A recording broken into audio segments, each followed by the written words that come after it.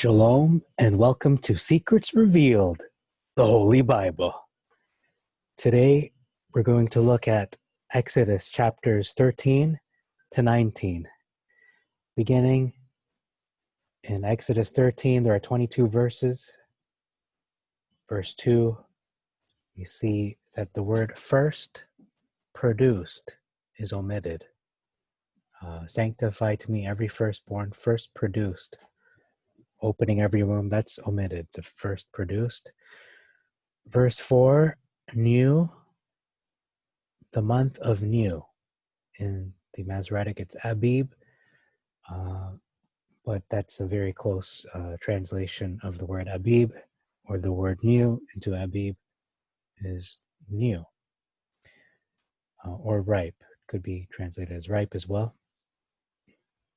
Verse 5, the Girgashites, or Girgashites, and the Perizzites are omitted in the Masoretic.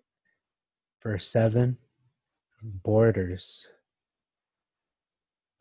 It says here, in all your borders versus your quarters.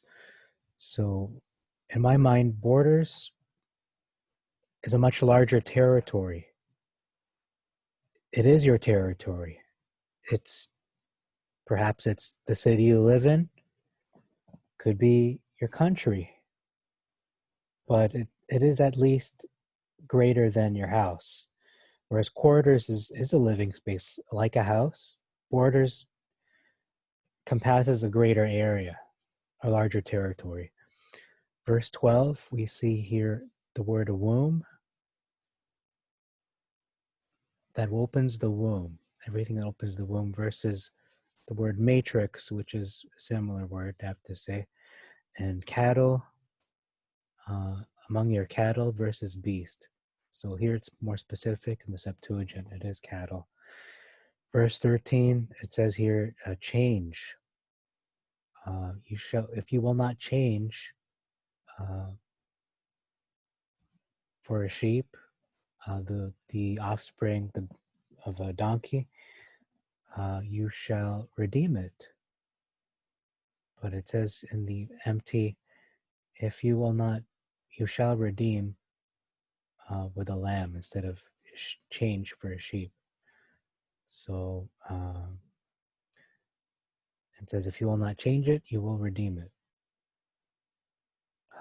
But in the Masoretic, it says, you shall break its neck. You will break the neck of a donkey if you will not change it. But it says here, no, if you will not change it, you will redeem it. There's a way to redeem it. But it's saying break its neck. It's not saying to break its neck in the Septuagint. So, donkey lives matter. That's what I want to say here. Verse 15, the womb, again, versus the matrix. This is a continuous difference, an ongoing difference. The word sons, every firstborn of my sons versus children, so not as gender inclusive. Verse 16, that's a joke. I'm just being tongue-in-cheek there. But it does say sons, not children. Verse 16, immovable. Shall be immovable before your eyes, the sign of talking about the redemption, where you redeem the firstborn. That is going to be a sign on your hand. Something you do. It's not something you see on your hand like a tattoo. It's a sign on your hand. It's something it is manifested in your actions. And so we can see that it is immovable before your eyes versus frontlets between your eyes. So it is something that won't be moved. Frontlets are something that you place in between your eyes, whereas immovable is more descriptive of how it will not be shaken, will not change. It's going to be fixed. Whereas frontlets could just be like something you put on your forehead, like a decorative ornament. So like a phylactery. So you have the phylactery, and then you have the one that you place on your forehead. So that's what I think of when I think of the frontlet. Now moving on, verse 17, because it was near. So it's talking about, in this context, how God did not lead the Israelites by the way of the land of the Philistines, because it was near. For God said, Elohim said, at any time the people will repent, they'll turn around when they see war and return back to Egypt. So unless the people return when they see war, and it sounds redundant, but I mean, maybe it's return in their hearts, and then they'll actually physically return to Egypt. So it's saying here, to understand this better, is saying God did not lead them through the land of the Philistines because it was near. He didn't want to take the easy way out. We're going to go hard mode. We're going to show them something great. So this is verse 17, and it says in the Masoretic,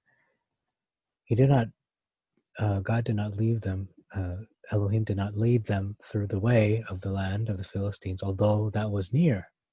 Although it was near. So one is saying, okay, although it was near, although, the fact is it was near, but in the Septuagint it's saying because it was near. I mean, it could be any land, but this is the one that's closest. So we're not taking an easy way out because it was near. No, we're going a different path. So that's 17. 18, round versus about. So God led the people. When I say God, I mean Elohim, but I'm just going to say God. It's a bit quicker. God led the people round by the way to the wilderness. So he led them around by the way to the wilderness. But in the Masoretic, it says God led the people about. Led them about.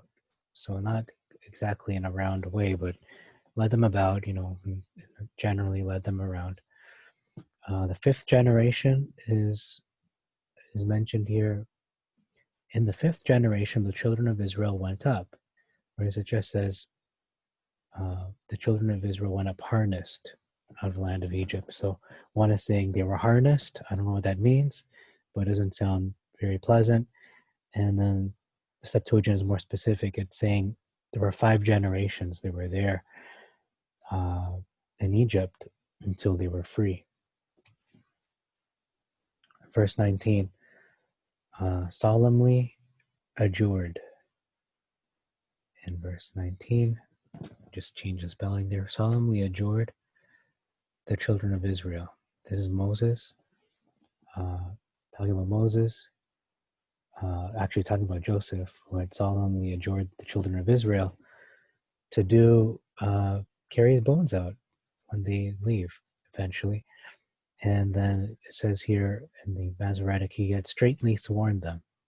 So very similar, but solemnly adjured sounds more, respectful. It sounds more solemn. It sounds more peaceful.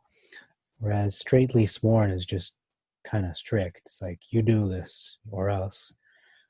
But solemnly adjured, he's still making them take a vow, but it's solemn. It's like holy. It reminds me of reverence. It's very respectful. Whereas straitly sworn is just Joseph's a taskmaster. You just do this. It's not a request. You do it. It's a command. That's not how it's worded. Verse 21, the last verse we're looking at in this chapter, to them, light to go by day and night, that was added in verse 21. It didn't say that in the Septuagint, although that is said in verse 22.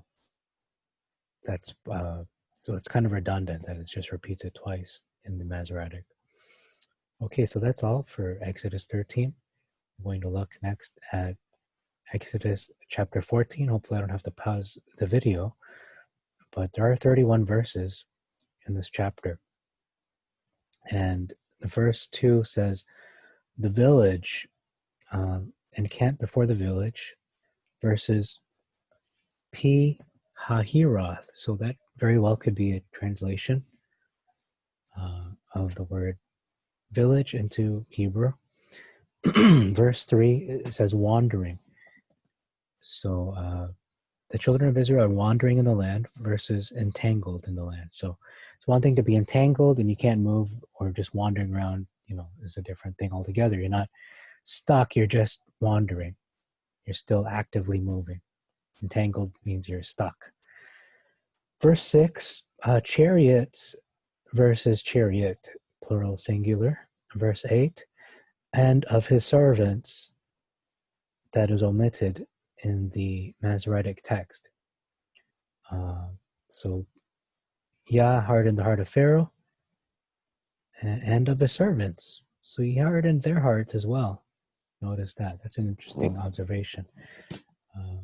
Interesting thing that was omitted. Verse 9, we read here, found them. The Mizraimites found them, the Israelites, encamped by the sea, versus overtook them. Well, if they overtook them, they'd be dead because they wouldn't be able to move. If you overtake somebody, they're not going to be able to turn and find an escape. There's no escape plan. But if you find them, they can still escape. Big difference. I'd say that's a big difference. Verse 10, encamped behind them. So we see here that the Egyptians encamped behind the Israelites versus they marched after them. So they had stationed themselves behind them. They were not in front of them, as the Masoretic wants to translate it, that they overtook them. No, they were behind them.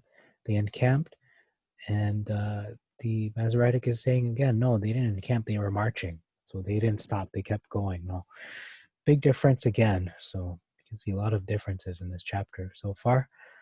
Verse 11, what is this that you have done to us?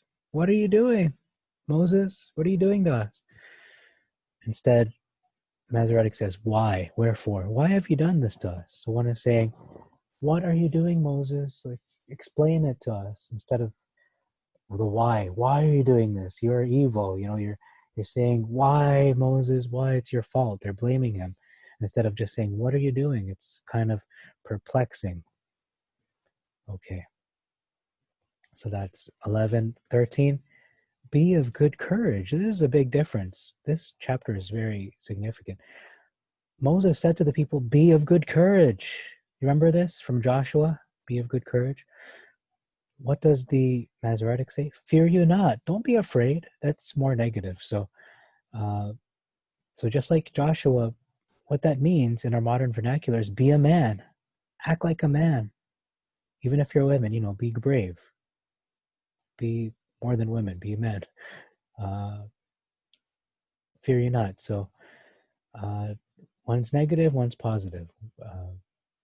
Don't fear. One's saying be something. Be something greater than you are. Be a man. Be brave. Stand. It says here, stand in verse 13. Where is that? Stand. Stand and see the salvation, which is from Yah. So stand and see Yehoshua. That's what that means. Stand versus stand still. Perhaps they were sitting, or maybe cowering in fear. I'm not sure, but it added the word still. Verse 20, and the night passed. And the night passed, versus, but it gave light. Okay, so this is talking about the angel of Elohim went before the camp of Israel and removed and went behind, and the pillar of the cloud also removed. So we have two things going before them, the angel and the pillar of the cloud. They both went in between the camp of Egyptians and Israel, and it stood there. And there was a darkness and a blackness, and the night passed. So picture that the night is passing, and they came not near to one another during the whole night. It could be either one, Egyptians and the Israelites not going near to one another because they're separated by this blackness, by this pillar of cloud and an angel. But what we see in the Masoretic, it says something completely different. These are huge differences, ladies and gentlemen. It was a cloud and darkness to them, so it's still the angel that went before them. And the pillar of cloud went between Egypt and Israel, the Egyptians and the Israelites. And it was a cloud and it darkened, but it gave light by night to these, so that the one came not near the other all the night. So why wouldn't they go near each other if there was light? It doesn't make any sense. It is ridiculous, really. If there was light, they would be able to go near each other. But if you can't see, then you can't approach each other. If you're blind, how can you find the other person, right? So it makes more sense in the Septuagint that the night passed. So the night, was over. It passed and was the next day. And they weren't able to, the Egyptians couldn't find the Israelites. And I suppose the Israelites didn't want to be found, because if they were, they'd be dead. So that's that. So that is a big difference. Where am I now? It gave light by night to these. It was added. Yeah, that's correct. Verse 20. To these. Okay. So that was added completely. Next verse is 21. Carried. So Yah carried back the sea with a strong south wind all that night, versus he caused the sea to go back by a strong east wind. You're going to see a recurring difference, south versus east. But notice he carried back the sea. He didn't just cause it to go, just go, leave me. No, he's carrying it back. It's very active. It's like he's lifting the sea and just pushing it. That's an interesting way to describe it, carrying it back, like it's a sack of potatoes or something. So notice that difference. He didn't just cause it to go back, to go. It's one thing to say, to go back or to go, but to carry it back is defying physics. You're defying every known law of science when you do that. Or maybe you obey it, but you're just doing something miraculous, because that's what's happening with this strong wind from the south. A strong south wind all night.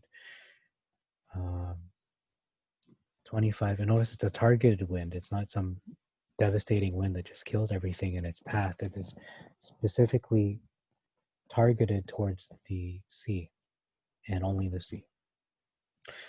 Verse 25, bound the axle. So this is Yah bounding the axle trees of their chariots, versus he took off their chariot wheels. It's one thing to take off somebody's wheels or their tires, but it's another thing to make them not roll anymore, to fix them and just to bind them so that they can't turn. One is, completely removing it. One is just preventing them from moving. That's a big difference. So there are so many differences in Exodus 14. Verse 27, toward day, it says here, the water returned to its place toward day. So it wasn't daytime yet, so it was morning. But here it says, when the morning appeared, the sea returned when the morning appeared. So this is implying that it was nighttime, and then once the morning was appearing, the sun was rising. That's when the sea returned back. But this is saying toward day, so it sounds like it's later in the day, whereas in the Masoretic, it sounds like it is much earlier. So time difference there. Fled from. So they fled from the water, the Egyptians, versus they fled against it. Why would you go towards it against the water? That they're not salmon swimming upstream. No, they are intelligent human beings. They are the mightiest civilization on the planet Earth at that time. They would run away from the water, like any logical creature would do, run away from destruction, fled from the water, fled away from, I think is a better way to put it. But they fled from the water. They fled. They weren't going towards it, as the Masoretic is saying. They fled against it. Okay, let's flee against it. Maybe if they just took out the word against, it would make sense. They fled, or just they fled. The Egyptians fled. Okay, so that's that. Last verse, the mighty hand, verse 31. Israel saw the mighty hand. Wow, that's not just a regular thing to see. The mighty hand, the mighty power, the mighty right hand, maybe. And we know who's at the right hand is Hoshua, HaMashiach, Jesus Christ is the hand, the right hand of God. And perhaps that was him, just speculating, but they saw the mighty hand. The Masoretic says, not mighty hand, it says the great work. They just saw, what he did. It was a great work. It was the mighty hand, because it was by a strong hand that he took them out.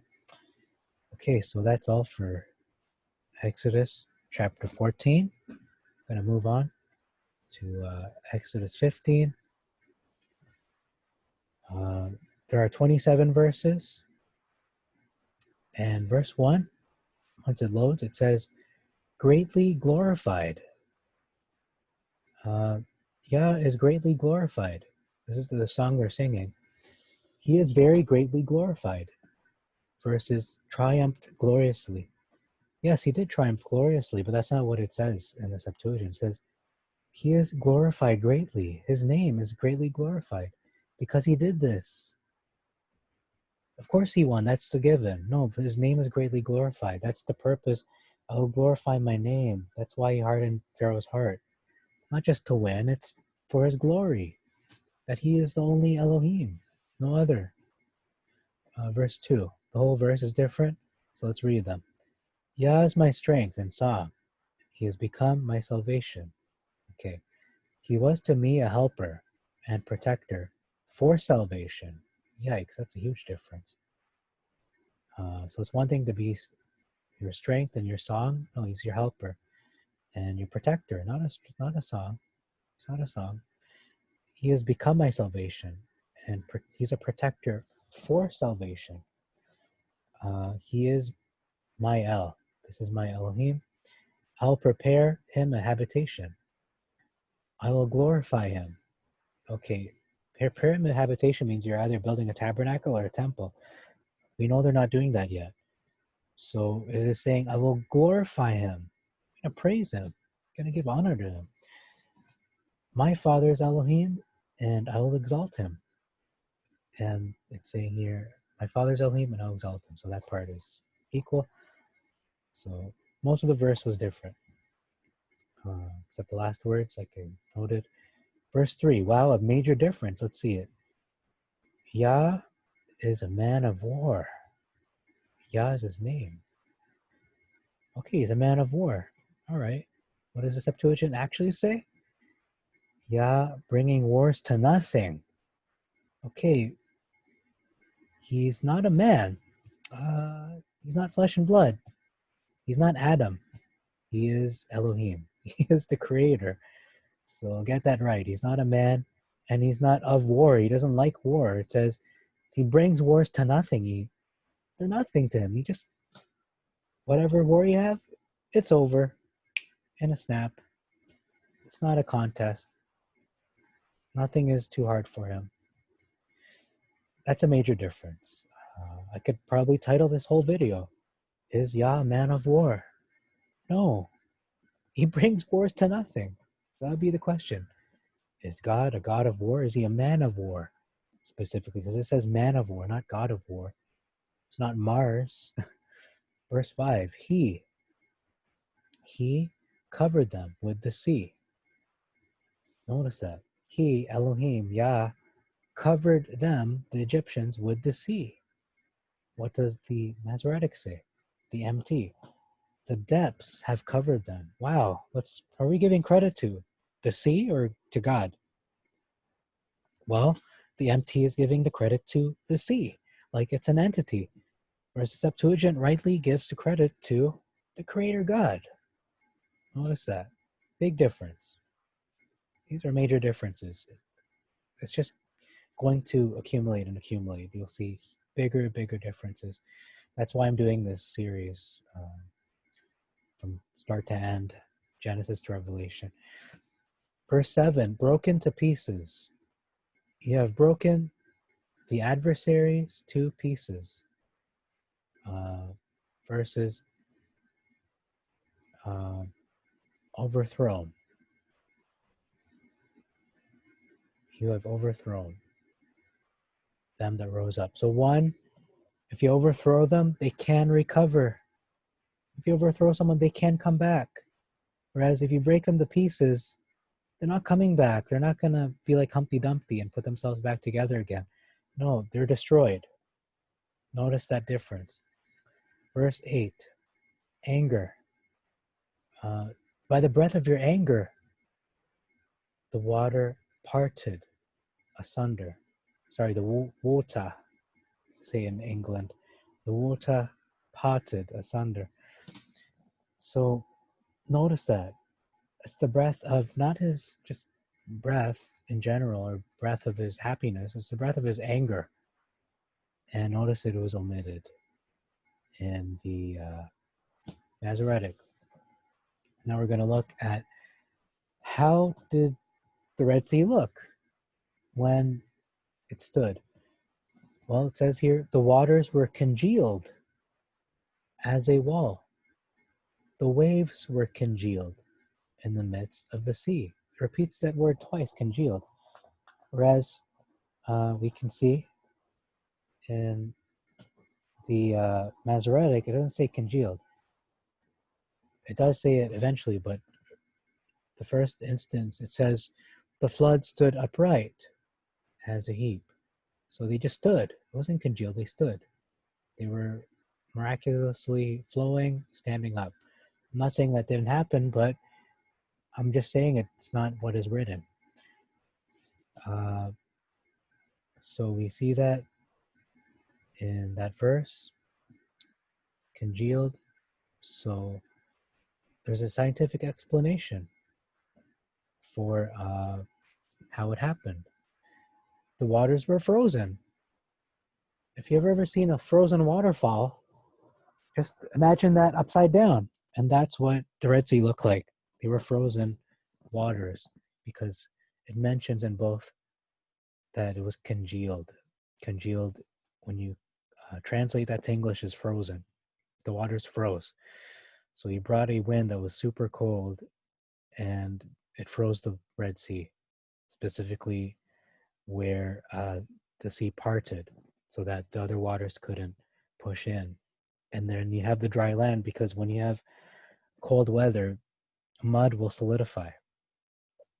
That's what happens in cold weather. But once it warms up, the mud will become soft again. Now, the next verse is verse 9, dominion. My hand shall have dominion. This is the enemy speaking. The Egyptians. Verses, my hand shall destroy them. So one is saying, I'm going to destroy them with my hand, but they didn't want to kill them.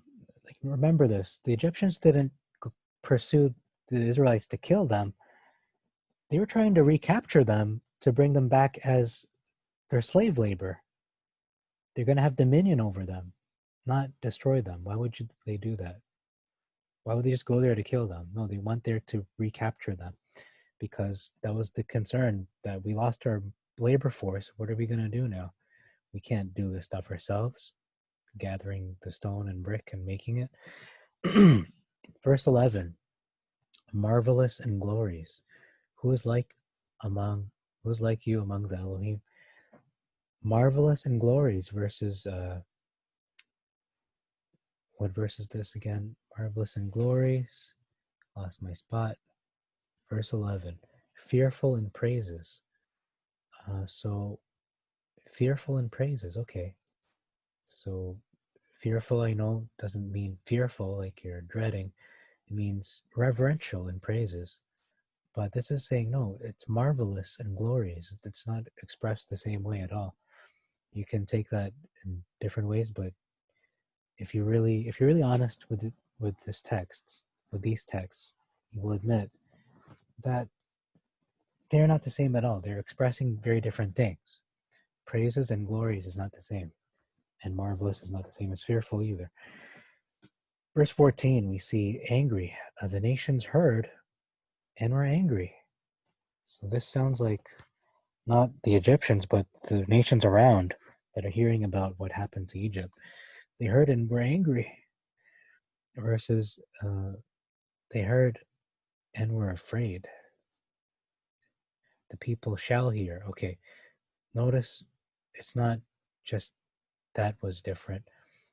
It was the past tense versus future. So I missed that. I just caught it now. But future tense, the people shall hear and be afraid. So they haven't heard of it yet, but they're going to hear and they're going to be afraid. No, it seems like people knew about what was already happening. Maybe not this Red Sea incident, but everything leading up to it. They probably were informed in some way or another that this was going on in Egypt. They're getting a lot of strange things occurring there. So we see that, no, the nations already knew and they were angry. They became angry. What? Maybe they don't want this to happen to them. So they became angry. And that's past tense, notice. Past tense, not future tense. And then the last difference in this verse is pangs. Pangs. Pangs have seized on the dwellers among the Philistines versus sorrow. So one is pain, one is sadness. But why would they be sad? Nothing's happened to them, but they're kind of in pain because they're going, oh, this is going to be, they're just dreading it. But they're in pangs, either anger pangs, I'm not sure. Verse 15, hasted versus amazed. The chief of the Moabites hasted versus the dukes of Edom shall be amazed. So this is future tense again. This is past tense. So they hasted. They took action. They had taken action versus they will be amazed. No, they're doing something. An active. It's not just emotion. It's action that they're taking. And melted. The inhabitants of Canaan melted away. Maybe emotionally they melted away because they didn't literally melt. Or maybe they did, I'm not sure, but it says melted away. So past tense versus future, they shall melt away. Shall melt. 17, prepared twice. Bring them in and plant them in the mountain of their inheritance, in your prepared habitation, which you, O Yah, have prepared. So that's mentioned twice. And ready, emphasized, which your hands have made ready. So this is a sanctuary which your hands have made ready. This is omitted in the Masoretic. It's saying that your inheritance and your place which you have made. So it's not saying he prepared it. It's been made, but not prepared. It's a prepared habitation. It's stressing the word prepared, which his hands have made ready. Not that it's been just established. It's ready for a future purpose. Perhaps it's that, like what Jesus Christ, Yahushua HaMashiach, was saying, that I go to prepare a place for you. And if it were not so, I'm going to prepare a place for you. Basically, it's tying into that is what I'm leaning towards. But anyhow, it does say prepared twice. It doesn't say that in the Masoretic. It just says that it was made. 18, reigns. Yah Yod-Heh-Vav-Heh reigns forever and ever and ever. It says here, he shall reign. So one is active, present tense. Actually, when you read this, forever and ever and ever, this is encompassing three 3 times. There are 3 tenses here: past, present, and future. Whereas there's one ever omitted in the Masoretic text. So this is significant because one is saying he shall reign forever and ever. So he's not ruling now, and he's only ruling for maybe ever and ever, which is 2 of past, present, and future. So one of them is missing, which is future, because it says shall reign, or sorry, not future. The one that's missing is present because he's not ruling now. They're saying, or maybe they're saying, okay, he ruled in the past, but he isn't ruling now, but he'll rule in the future. But anyway, the point is, it's not giving him the respect that is due to him now. It's saying later on you're going to rule. No, not now.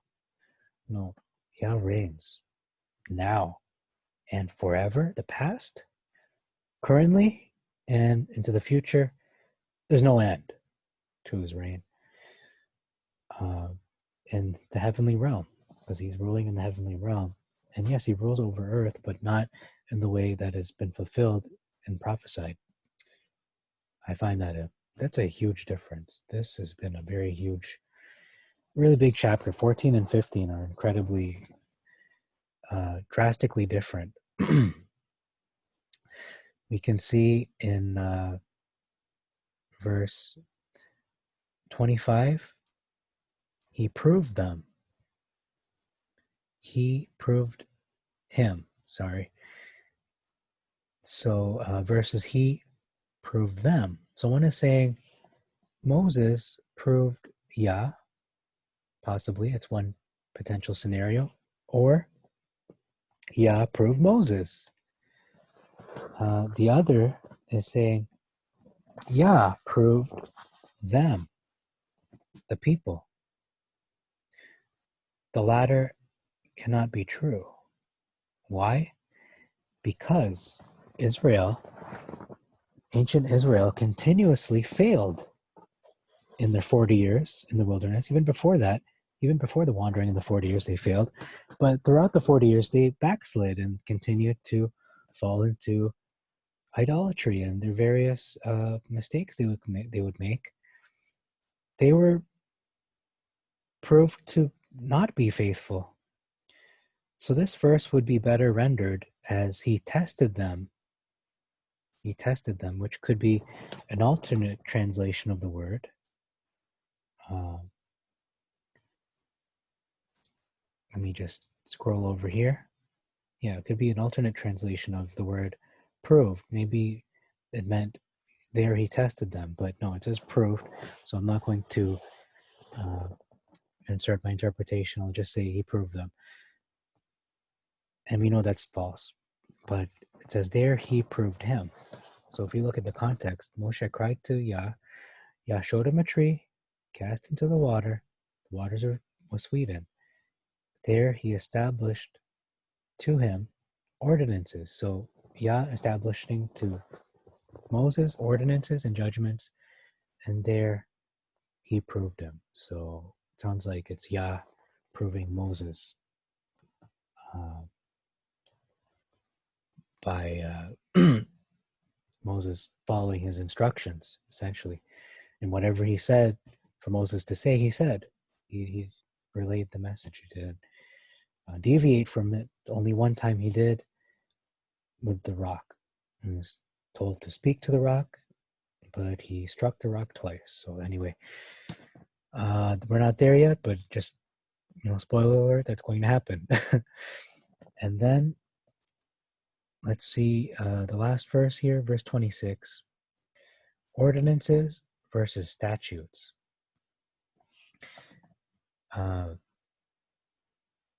Keep all his ordinances versus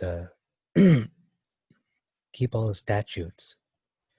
So that an interesting note is that Yah doesn't say all diseases. So notice here it says, no disease which I have brought upon the Egyptians will I bring upon you. And it says that in both translations. But an interesting thought I had, reflection, is that Yah doesn't say all diseases, only specifically those that he brought on the Egyptians during the 10 plagues. That's what he's going to bring on them, or he won't bring upon them. No disease which I've brought upon the Egyptians will I bring on you. So a lot of people use this as a verse to say, oh, he won't give us any disease at all, period. No sickness. No, it's saying none of these diseases which I brought upon the Egyptians, those specific ones. It's not talking about other diseases that they didn't experience. So I find that very important to note. So I think we've been going for how long now? 1845. So we're about 30 minutes in, and this has been a pretty good amount that I've covered so far. You know what? I'll just push on. Let's do one more chapter, and then we'll take a break. We'll end the video there with Exodus chapter 16. There are 36 verses, and I found a few differences beginning. You'll notice throughout this chapter that Elohim, the word Elohim and the Lord, they are not the same in this chapter. It doesn't perfectly substitute it in every instance, where you'll see in one translation the Lord, and then one will say Elohim. It doesn't say that. Because look in verse 7, for example, the Septuagint is saying against Elohim, and the Masoretic, it says the name. It says Yah. So they are substituted in many instances. So you'll notice that. So I'm not going to focus on that difference, but it is dispersed throughout. Verse 12, you see the first difference here, that toward evening you shall eat flesh, versus you will eat it at evening in verse 12. Towards evening versus at even. Well, even is short for evening. Verse 15, they called the manna, what is it? What is this? Versus manna, so it's a translation of manna. It is what is this? What's it? Yehoshua said that, reflection I had, that Yehoshua said, I am the bread of life. I'm the true manna, the true bread from heaven. I'm the true what is it from heaven. Except most Jews nowadays, in our present time, they don't know who he truly is. They don't know who he truly was, a devout Jew, and his parents, both of them very devout Jews. They kept Torah. He went to synagogue. He was circumcised on the 8th day, according to the Torah. His mother, Mary, was separated for 40 days after, according to the Torah.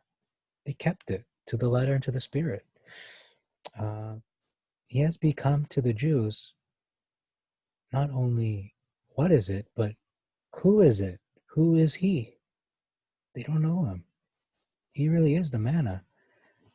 I don't think it was an accident that they called it what is it, because they didn't know where it came from and what it was.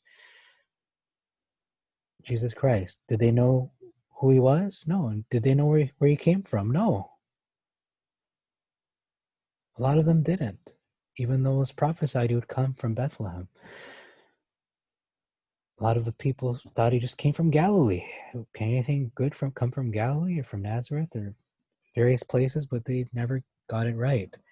They didn't even know who he was. They didn't know some people knew correctly he was of David. Some just were oblivious to it. And now in our modern day, most Jews don't even recognize Jesus Christ as their Messiah because of all the deception that has been out there. There's another Jesus Christ that is not the one in the scripture. It is preaching another gospel. It is another Christ who is standing for lawlessness and breaking of Torah and Instead of the law is grace. We don't have to do anything. We could just do whatever we want. So that's a huge point I wanted to make there about verse 15. Verse 23, is not this the word which Yah spoke? So this is Moses. Moses is asking him a question. The other one is a statement.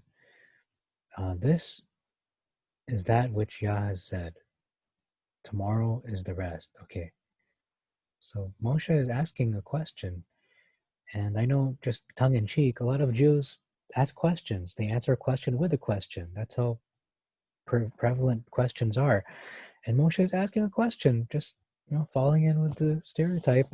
Is this not what Yah has spoken? Tomorrow's a Sabbath, rest of Yah. And it's just saying here that this is what Yah has said. So he's asking them as a rhetorical question, and he's asking them, when you post things as a question, it grabs people's attention more, I find. So he's using that. He's employing this technique probably. So now the next one is 30, kept the Sabbath. The people kept Sabbath on the seventh day versus rested. They rested on the seventh day. If you keep the Sabbath, you're guarding it, you're observing it. If you just rest on it, yeah, you rest, but you're not really keeping it or guarding it. If you keep the Sabbath and you guard it, it's implied that you're resting. But if you really keep it, you're really making a concerted effort to be very diligent in your keeping of it. Resting on it anyone can get by resting on it just by simply sleeping all day in their bed or just stopping what they're doing. But if you keep the Sabbath holy, it says they kept the Sabbath. And notice this is Exodus chapter 16. Exodus 20, where they codify the Sabbath, is still coming up. So we can see already that, yeah, the Torah did exist. The Ten Commandments did exist in some way, shape, or form, even before they were codified and written on the tablets of stone. They were very acutely aware of the Sabbath, of Shabbat. And then we see here, verse 31, man. The children of Israel called the name of it man versus manna. Maybe this could be a typo. I would have to check in my hard copy Septuagint. Let me just look at it. Okay, so it does say man in the Greek Septuagint. One thing to take note of is that in the Greek, they don't have the exact same letters and same sounds for words. If they're going to phonetically recreate a Hebrew word, they may not recreate it exactly. For example, the name Yehoshua becomes Iosus, which means nothing in Greek. It just sounds similar to the Hebrew. So if we're using a word like manna, it's going to come out like man. So that could just simply be a limitation of the Greek language. Verse 33, you see here, golden pot. They put a golden pot, they took one and they cast into it one full omer of manna. So if you want to find this manna, it's in a golden pot versus just a pot, no, just a regular pot, not made of gold or anything like that, nothing special. Verse 35, notice Zidon in the Greek Phoenicia. It is not known as Zidon, it is Canaan in the Masoretic. 36, 3 measures. It says here, the omer was the 10th part of 3 measures, but it says here an omer is the 10th part of an ephah. An ephah could very well just be 3 measures. I'm not an expert on measuring. That could just be exactly that. And I think we're going to stop there. And so that was Exodus 16, actually 13, 14, 15, and 16. So 4 chapters in one video. Thank you very much for your time. May Jehovah bless you and make your way prosperous. It is still the day of shouting, Yom Teruah. So Chag Yom Teruah Sameach. Happy Day of Shouting, Feast of Trumpets, according to the barley and the sighted moon calendar that is based on scripture.